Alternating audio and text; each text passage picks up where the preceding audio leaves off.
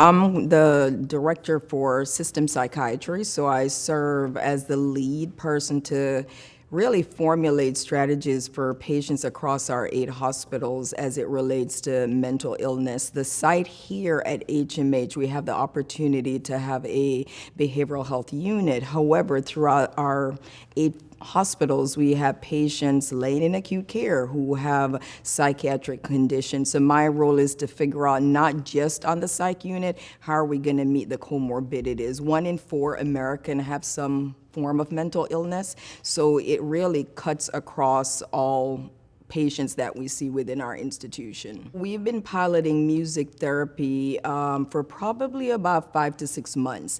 And the introduction to music therapy for someone like myself who is totally into research, when I was introduced to the concept, it was an aha moment to see that in Western America, we haven't really evolved to inoculate music therapy as a treatment regimen like they are in China, where they're doing research to see that through music therapy, a person who's placed on antidepressants, through music therapy, you don't have to increase their regimen, but you have a supplemental, non-pharmacological method to support them in their treatment regimen. So I'm really hoping that at Houston Methodist, we can tap into that research and start applying some of those research work here at Houston Methodist.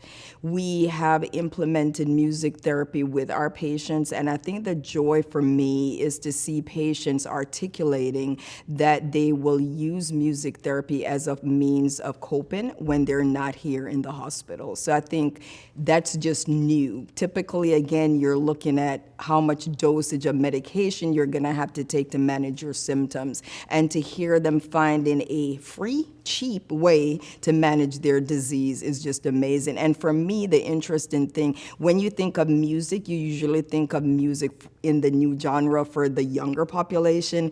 Even a 50-year-old can say, I'm gonna listen to music, whether I'm in the car or at home, to help as a way of de-escalating and coping with stressors. So, I mean, I think the new phenomena of music therapy, I mean, for us at Methodist, we hear music in our lobby all the time, but to build it into our daily treatment regimen in healthcare is gonna really be unique. I think the value that I see is when an individual can take their own life journey, and in creating words to their journey becomes therapeutic. It's no longer a painful event, but life have pieces to it.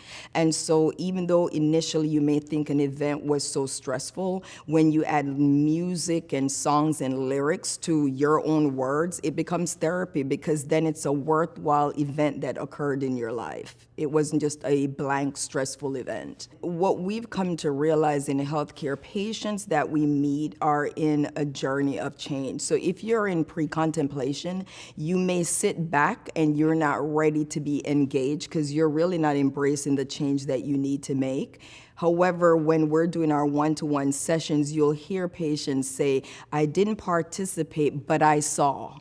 So it's a start to say maybe one day I'll get there, but it's okay if they're not ready at that moment, because some patients are stuck in pre-contemplation. They're there, some are on the unit because they're involuntary, they didn't want to be there, but it's leaving a resonance of potential change for the future. So you could have an alcoholic, you could have someone who is addicted, and they're not engaged to make change. However, to be on the sidelines watching someone on their journey is still a part of the menu of why you're on a psych unit, because you want to see the trajectory of someone who's been addicted for 20 years. And as a young 20-year-old, you realize, if I don't start making change, that could be me.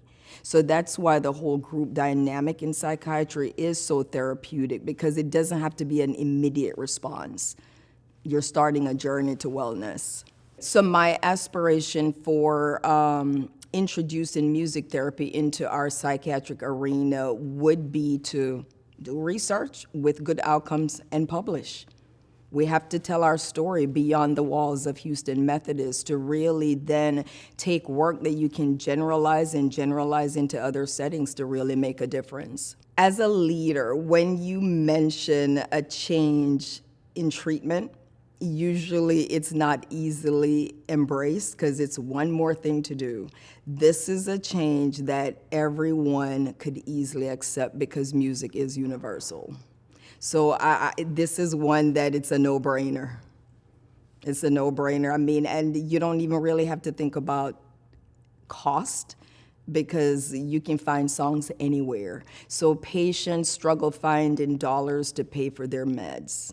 This is not when I'm competing with dollars. It's free. You can turn on a radio and listen to music.